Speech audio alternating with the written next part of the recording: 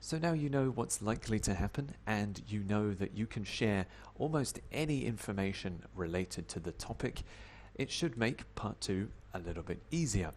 However, before you start your answer, you get 1 minute to prepare. And now that you know you can share extra information, it really helps the way you prepare in 60 seconds, and it makes preparing much, much easier. I'm going to show you how that can help you. Imagine that this is your Part 2 cue card. Describe an interesting talk or speech that you heard recently. You should say where you heard it, who the speaker was, what the talk or speech was about, and why you think it was interesting. Now, as I said, you don't have to mention the bullet points on the cue card. There's no penalty, there's no punishment for not talking about these or ignoring them. However, I think they can help you as a jumping off point, a starting point to explain and describe more. What I recommend is to use the bullet points but expand them. You know that you can share any related information, so take advantage of these little hints. For example, the first bullet point, where you heard it, where you heard this speech. You could say, I heard it in a university lecture hall. Stop. That answers the bullet point, but your job, like in part 1, part 2 and part 3, is to share more. So let's expand. Describe the place. I heard it in a university lecture hall, which was on my university campus.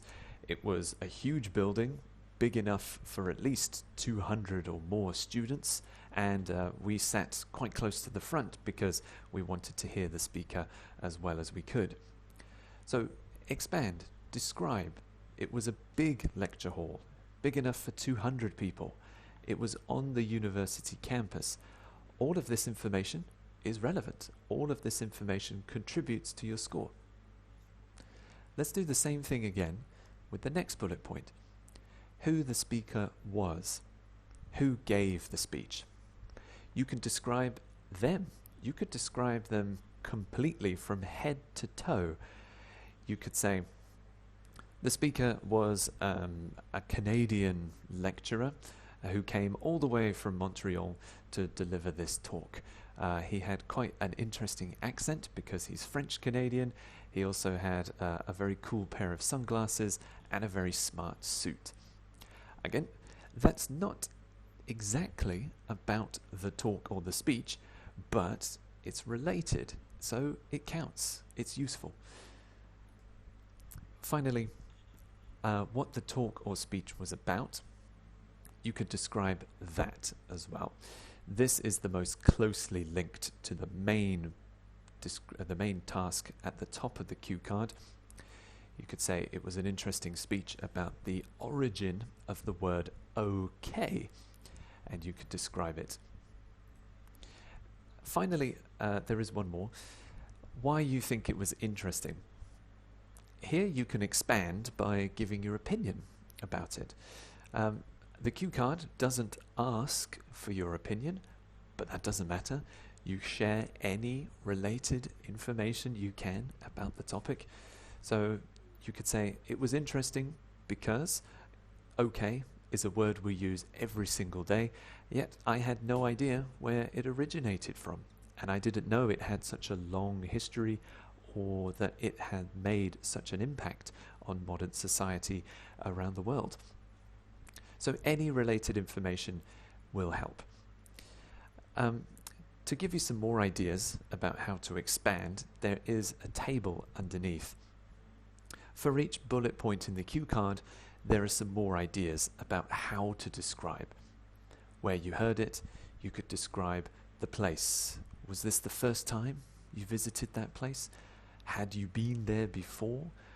If so, how often do you go there?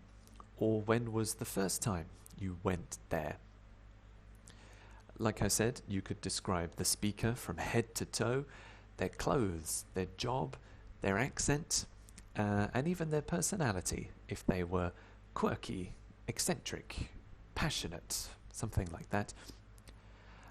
You could describe the topic of the speech, how long it was. Was it 10 minutes? Was it 2 hours?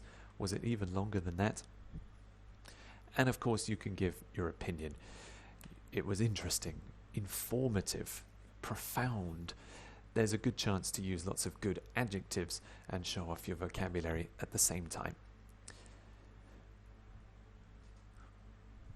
So what this means for your Part 2 preparation is that you can take the cue card and you can simply write describe next to each bullet point. So what this means for your Part 2 preparation is that you can write very short, simple prompts to help you think of what to say.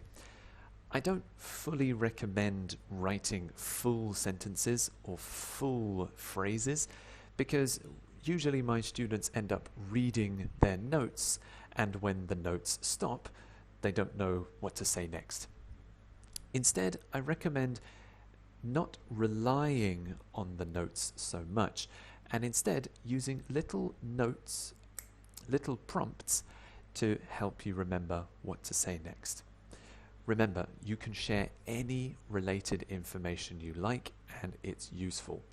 So you can simply write describe, describe job, describe clothes, describe the topic, opinion, interesting, profound.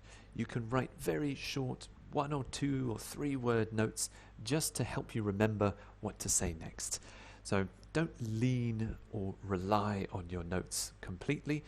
Just use this strategy to prompt you and help you expand in the topic in a natural way so you don't get distracted.